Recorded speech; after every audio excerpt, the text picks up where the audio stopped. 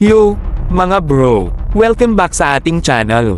Ngayon, may mga malakas na aksyon tayo sa larangan ng depensa ng Pilipinas, at diretso na tayo dyan.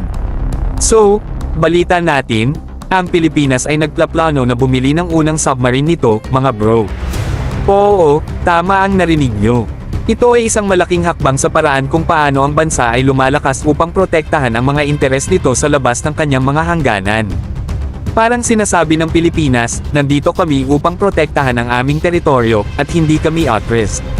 Nitong nakaraan, pinayagan ni Pangulong Ferdinand Marcos Jr. ang pagbili ng submarine bilang bahagi ng ikatlong yugto ng modernisasyon ng militar. At alam nyo ba, ang desisyong ito ay dumating matapos ang mga matitinding sandali sa pagitan ng Maynila at Beijing. Usapang pangproteksyon, mga bro. Ngayon, pag-usapan natin ang mga kalahok.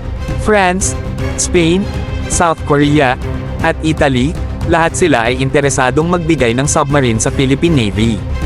Pero sandali lang, mayroon tayong wildcard dito, Japan.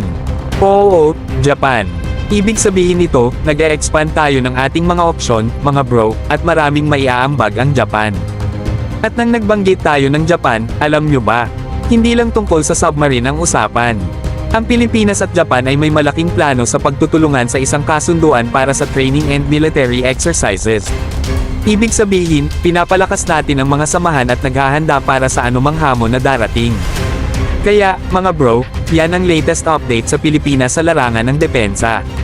Ito ay tungkol sa pag-secure ng ating mga karagatan, protektahan ang ating mga interes, at pagbubuo ng malalakas na partnership.